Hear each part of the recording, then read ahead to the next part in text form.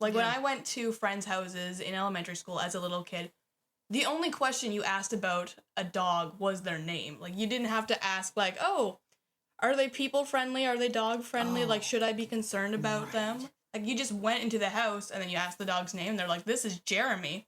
And then you said hello to Jeremy. And that was it. That was it. Yeah.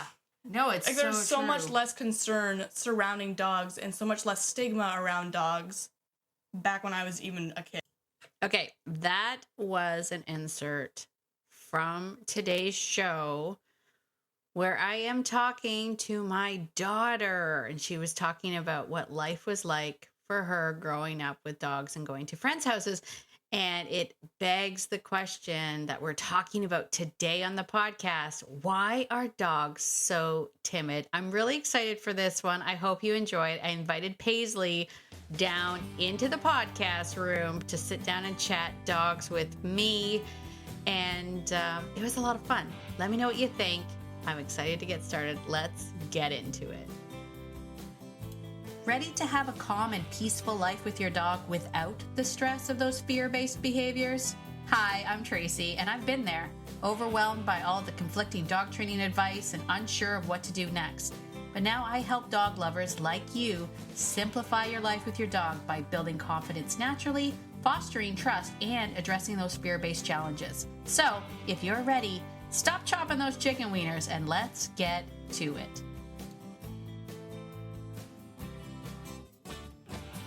Okay, so this is pretty exciting. For me, anyway. I am not the only person sitting in this room, which is usually what I do. I sit in this room, and now Paisley gets to observe it because I get to stare at this wall. Yeah. It's a good time. It's a very blank wall, too. Very blank. There's not even anything there. I should put a picture of an audience there or something. Just put an inspirational poster up. Like the cat hanging. Yeah. That's like, hang in there, buddy. You can do this. All right. Well, I invited Paisley down to the depths of our house where the podcast recording happens because I wanted to have kind of a conversation, and I didn't want to have it with myself.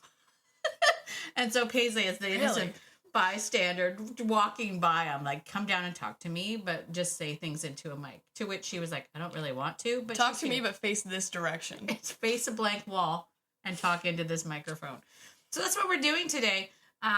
We thought we would talk a little bit about some of the, like, a serious question. I'm going to put that in.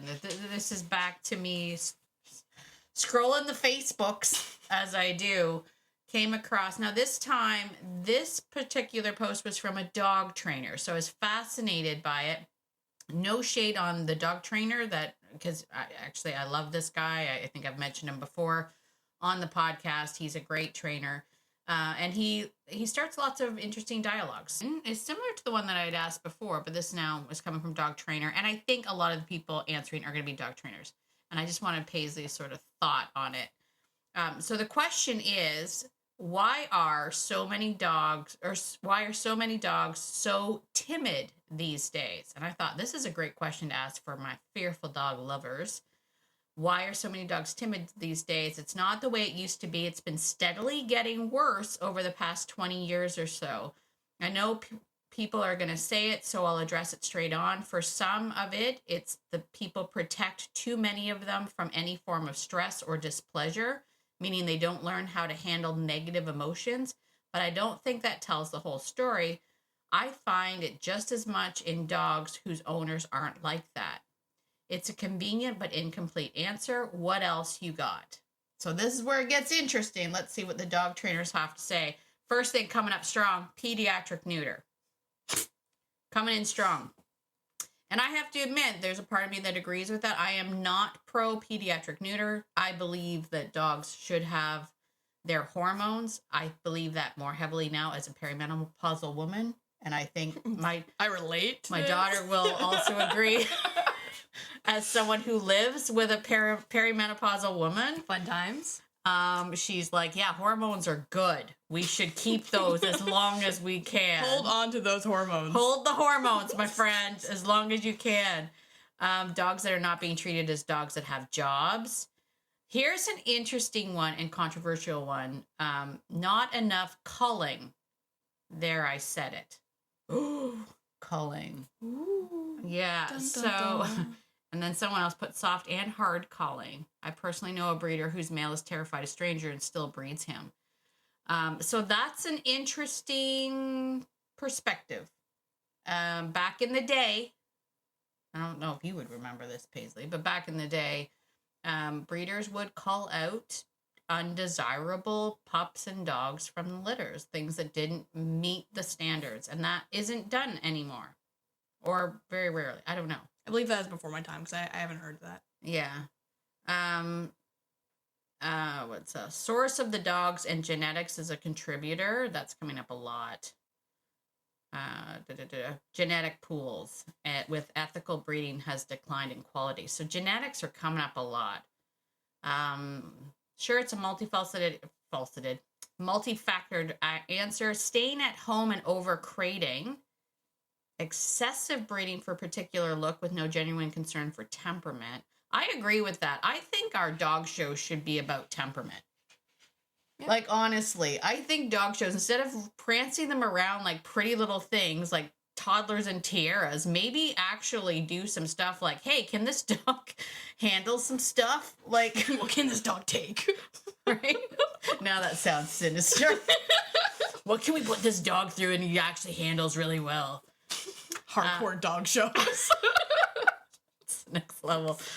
All right, bad breeding and early neutering. That's coming up a lot. Save them all rescue concept. That would go along with the culling. Vets telling people some variation of not letting your puppy outside until their vacs are complete. So, like, lack of exposure in developmental stages. So, a lot of stuff coming up. Treating dogs like kids. Ooh, someone said it. Someone said it. Someone said it. No structure, no good old obedience training, any further than puppy classes, which are chaos. You know, that's genetics, poor breeding. That's coming up a lot. George Cockrell, he's an older guy, coming up with the too much poor baby versus suck it up, buttercup. That is giving old guy. Yep. Timid owners. There's no kill movement. That's coming up a lot. So here, I mean, I think if we're just kind of scrolling through, if we could, I believe it's a reflection of the inner state of owners. So basically it's coming at this. Let's break it down. It's coming up to bad genetics or early neuter or bad breeding, or it's your fault. Owners. Like, I think that's what it's coming up as. It's the people and the poor breeding. So there you go. You kind of got split on the people and the breeders. Yeah. That's so we're blaming both breeders and owners for this.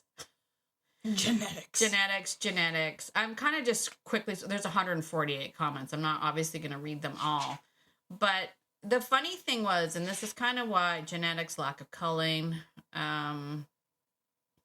Same can be said about the owners being disconnected. Humans, we're just blaming humans. Rescues and shelters are the problem. Okay, they're coming in too as a solid second in the blame game here. Treating dogs like kids, that's came up. That's coming up a couple times. Spay neuter, early spay neuter.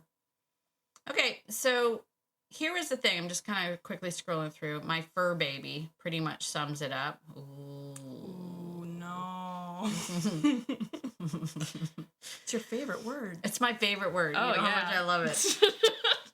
You know, it's funny. I used to blame, someone put anthropomorphism. I used to blame anthropomorphism, but I've come to realize I don't think we have any choice but to anthropomorphize dogs, because we can only contribute our own experiences through the dogs. I mean, we can try, but anthropomorphism is probably going to come up quite a bit. Not in this, but I just mean in general. So really that's what it's coming up to. Genetics. A lot of genetics.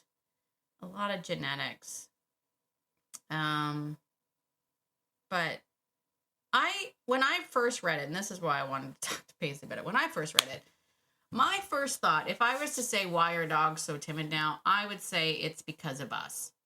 Not Paisley and I. We have personally made it our mission. Paisley and I are wrecking all the dogs all the time. Sorry, I'm just going to take that down. It's not us personally. I actually meant us, as in me and other dog trainers. And I realized as I scrolled through the 148 comments, I don't think I can keep scrolling. I don't think one person here, dogs need jobs. I don't think anybody blamed dog trainers. Yeah, I'm not seeing trainers anywhere in there. No, they're not coming up. And the reason why I say that, and this has it's kind of been my passion, and it's been something that's been really on my heart, is I truly do believe that we are the reason. And the reason why dogs are timid is because people are timid. And the people are timid because I don't think anybody knows what the heck to do anymore. I believe that people now go out and they don't know, like, is this the right collar? Is this the right leash? Is this the right technique? I don't know what I'm doing anymore. And to add to that, we live in a society where everyone's walking around filming everything, taking pictures of everything. Yeah. So we are constantly like, what are people thinking of me? How does this look to the outside world? We're inundated with this fear of cancel culture. People are going to yell at me and all of that stuff, that I literally, when I talk to my students in the Fearful Dog Fearless Framework, there's so many of them that are like, I don't even know if I'm coming or going anymore. Like, I don't even know. And I was saying to Paisley, back in my day, which she loves. Back in my day. She loves it when we talk about the way things were in my day. But back in my day, when I was training a dog, there was one dog trainer in our community. And it was Cheryl's mom. Cheryl's mom. Cheryl's mom. We all knew Cheryl's mom. Cheryl's mom. I can't remember. Joan. Her name was Joan. It came to me. Oh, you remember. Look at that. It was Joan. Cheryl's mom, though. I knew Cheryl because I went to high school with Cheryl. Cheryl's mom was the dog trainer. She was the only dog trainer in the area. She rented the curling hall or something, and we all went to the same woman who taught us how to train the dog. We all just used the same equipment. We all learned the same techniques. We all went about our lives going out and doing that. And I will say that I think that has a lot to do with it. Now, there's so many dog trainers. Like, so many dog trainers. And we're all telling you something different. Well, there's so many dog trainers in each area, I find. And then we also have the internet. Like, you can go online and find dog trainers across the world, and it's all accessible to you. So you have, like, so much hundreds of dog trainers at your access. Yeah. And it's filling our minds. It's filling our minds with a bunch of stuff. And the issue is not only is it contradictory information, it is information that it's what's the word? Weaponized. They've weaponized the dog training industry, that it's not just that I don't do it the same way as that trainer. It's that trainer is wrong, and take it one step further, that trainer is cruel and mean, and you're an awful human being if you even consider training that way, right? Like, it's taken to a level of extremes. And I find that for me, sort of when I shifted my focus from fixing dogs to helping people, like, that's really the shift in Beyond Obedience. It's not really about the dogs. It's about, helping people show up better for their dogs, to let them know, one, you're not wrong. You're not wrong. Like, I think most of them are going through life feeling like they're wrong. And I'm here to tell you, you're probably not wrong. You probably are like not quelching. What's the word? You're like, Paisley's better at words than I am. Perimenopause. That's not the word. I know, but that's what I will blame every time words don't come to me. But you're probably not listening to your gut. If that's the one thing I know to be true, and I think the common theme that comes up for me when I'm talking to my students or I'm doing my one-on-ones with people is that, we have all of this stuff in our head of what we shouldn't do. Should I do this? Should I not do this? That we've forgotten to listen to our gut. We've forgotten to be like, ask the dog and then listen to the answer. The dog will tell you the answer. Yeah, we have so much information coming in from the outside that we're forgetting to look in. That was good. Thank you. Thank oh you. my gosh. See, that's why I brought her here, was because I'm going to say words in the wrong order and not find the words because, you know, hashtag perimenopause. And I need Paisley to come in and be like, this is actually what she meant to say in this moment. But there was something else that you had said to me the other day. What was it? You had said something about, and it was funny because she was like, it wasn't in my era, about how we lived with dogs. Do you remember that? It was like, and it was such a good point. And I was like, oh, we should talk about that. You had said, I think a lot of it has to do with the fact that, you know, back in the day, people didn't even necessarily go to dog trainers. Oh, right, because you had the point that there's only one dog trainer in your area, so everyone went to the one dog trainer. And I said that in my elementary school, like when I was growing up, we were the dog trainers, like it was you. Yeah. But a lot of people didn't even go to a dog trainer. Like when I went to friends' houses in elementary school as a little kid, the only question you asked about a dog was their name. Like you didn't have to ask like, oh, are they people friendly? Are they dog friendly? Like, should I be concerned about them? Like you just went into the house and then you asked the dog's name. They're like, this is Jeremy. And then you said hello to Jeremy. And that was it. That was it. Yeah.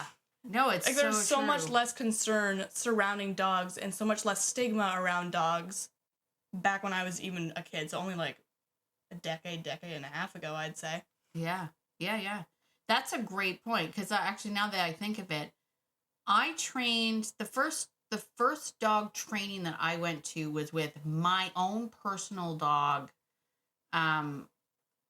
Lincoln. Not Lincoln. Sorry, Frankie. Frankie was my first Doberman. That was the very first dog I went to training with, but my parents never took dogs to dog classes. Like, that's a good point, Paisley. My parents never took dogs to dog training. It wasn't as standard of a procedure. No, and I had dogs growing up my life. And they were German Shepherds, and they hung out at the house. And you're right, no kids had to come and be like, "Is your dog friendly?" Like we didn't worry about the dog being bad around kids or company coming over. Oh my gosh, you just brought up a really good point. I was the first person to start taking my dog to dog training, and the reason back in your day, and probably the reason why I did it was because I had a Doberman. And everybody started acting funny around my Doberman, and I had this in like I have to train him, obviously, like a responsibility, because I have this. I think Dobermans were the breed of choice to be like the mean breed, Dobermans and Rottweilers back in that day, and I think that's why I felt like I had to train him, because people were starting to cross the street. Not that he was doing anything, but they were scared of him. So I was like, I'm gonna have to train this dog. But I just realized that. Yeah, you're right. So I think dogs learn to just live and be with people and not necessarily train. Or at least they used to. They used to. That's a really great point. And now that you mention it, actually, it does seem like it's just kind of the stigma around dogs has certainly grown, because you're right. Dobermans, Pit Bulls now was the other one you just mentioned. Rottweilers. And Rottweilers. That was the dog breeds that you had to train at least. Yeah. Two decades ago. Mm-hmm. And now it's just standard that all dogs you typically have to train. Yeah, you have to. And you will get criticized for not taking the dog for training. Like you have specialized trainers for like each breed practically at this point. Yeah. That's fascinating. I'd actually never even. It's funny. I just thought of that now. Yeah, my parents didn't take dogs to dog training. We had dogs our whole entire life. And they're just a member of the household. And we had what we would call, what we use all the time is at Beyond Obedience, we always use the hashtag Just Good Dogs. And I, for the longest time, even though I was helping people train their dogs, none of my dogs are trained. Like, no. She said that with a, no, they're not. She says as she flashbacks upon Nike running away. They're not trained. But they're good dogs, right? That's the thing. We can take them places, they can go places, and they're good dogs. So I don't know. I guess my, I guess the take home or the bringing all of this to a close here, because I don't want to keep on repeating ourselves, but I guess I guess the reason why I wanted to bring it up was because if you are feeling, if you, my friend at the other end of this podcast, if you're ever feeling less than or made to feel less than, or even had trainers in your life making you feel that you're the reason that the dog is not, it is timid or whatever, I just want you to know that I don't believe that to be true. I don't believe it's you. I really don't. I believe it's us, not Paisley and I, but dog trainers. I think it's us. I think it's the culture that has been created around it to make you feel less than, so that you buy in. Yeah. Ooh, that sounds bad now that I say it. She's dropped lines. No, I mean, seriously, that's what I feel like it is. I feel like we're you know, it's almost like our marketing ploy in the beauty or the weight loss industry, that to make you feel less than so that you buy into the weight loss industry. Like, I don't know, am I creating controversy here? This might be making, I might be, this might have gone a Tracy different way. Franken makes waves. And I don't like making waves. It's really hard for me to do that. I have a hard time with that. But this is something that I guess just in the last little while, really, really diving into mindset of my members of Fearful Dog and the student community, and really helping people with mindset and hearing, you know, how they feel. It has really taken a toll on me. Like, I've been like, I don't want you to feel that way. Like, I'm sorry that the dog training industry has made you feel this way. But the answer isn't necessarily more training. The answer is, let's find a way for you to come out of this. I'm all about showing up for your dog, right? How can you help yourself to show up better for your dog? And that's why when I redid the Fearful Dog, and when we did our Calm Down Dog boot camp, a huge portion of that was about mindset. A huge portion of it was just understanding our mindset and how it's affecting our ability to show up. Because the other aspect that, you know, you and I know, and Paisley knows this better than anyone else. I will say this. I don't want to embarrass you, Paisley. Oh, no. I am going to say this about Paisley, because Paisley has been not only sort of inundated with dogs her entire life since she was a baby. She's been around dogs, but she also grew up helping me run our business when we had our brick and mortar business. So this was a kid who was out in dog groups, and I have videos of her where I've been like, can you go stop that conversation over there? And Paisley will walk up. Paisley has a presence and a force about her, and a leadership quality that has ingrained in her since a very young age. And better than, I can say this because I don't think Mark ever listens to the podcast, but better than Mark. Like, watch this be the one episode he watches. He's like, I'll listen. Oh, Paisley and Tracy are talking? I'll listen to that. So Paisley has an innate, she's grown up with this environment of understanding the importance of calm leadership when it comes to being around not only dogs, but horses. Oh, yeah, I move horses. Paisley can move horses. She actually moves Magic better than I do. Like, I'm still like, Magic, can you move? And he's like, no, I don't think so. And Paisley will just walk in his space. He's like, see ya. Like, I should film it sometime. She has a presence and a way about her, but she I think at a very young age, she learned very quickly about how to communicate with dogs.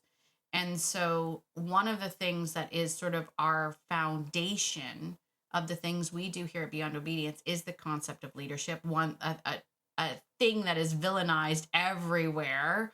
But at the end of the day, when you are running a cycle in your head that is filled with guilt and shame and regret and all of the stuff that we're doing to you, the dog trainers are doing to you, making you feel less than, when you show up feeling less than, it's practically impossible for you to actually lead that dog.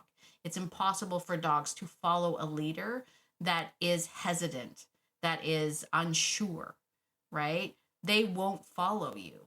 They're just not going to believe you. You're not going to be able to influence their behavior if you cannot show up with them with a knowing that you've got this. And here's the thing. you already have it.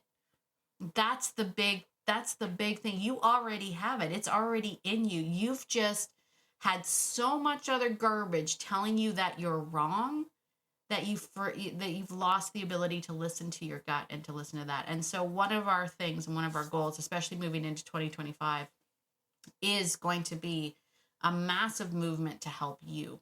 That's what our goal is at Beyond Obedience. And we're pretty excited for 2025. And you're getting ready for it. All the things that are coming up with that. So stay tuned for that. But I will say this, if you're someone who is like, that sounds good, I would like to get rid of all the gobbledygook. I would like to get rid of all of the stuff that is bogging me down. I highly encourage you to come over to our student community. Check out the Fearful Dog. Join us over there. Not only is it a great program that I know will only get better. It's only going to get better. Everybody that's contributing to it, it's only going to get better. But also, we already have the most phenomenal community of people. The most supportive community. Oh my gosh. They're so sweet on there. They are the sweetest, just most understanding, just incredible community. We fell in love with them at the Calm Down Dog Boot Camp. Oh yeah. I think Paisley was helping with that boot camp, but she was in the chats, and I was doing the presentation, and I look over, and Paisley's just over there laughing, and I was like, "What's happening over there?" She's just having chats with people, just having conversations, just having convos with people in there. So we do have an exciting announcement coming up right in the new year. So if you're thinking to yourself, "Oh my gosh, that Calm Down Dog Boot Camp sounds exciting," it might be coming back. It's totally coming back. It's 100% coming back. 100% coming back. All right. Well, thank you, Paisley, for jumping in on this conversation. I just find it easier for me to talk to somebody. Because you need a poster. I need a poster on this wall that is with the kitty. Hang in there. You want to take a picture of me, put it on the wall, and just be like, "I'm there for you." Written on it. I think maybe I would. All right, I think that's it for today. Thank you for our special guest, Paisley, for joining us and chiming in on this chat. Also, as always, get out there today and be the person that your dog thinks you are. Because your dog thinks that you are amazing, and so do both of us. Paisley does too. I do. All right, we'll talk to you all in a few days. Bye for now.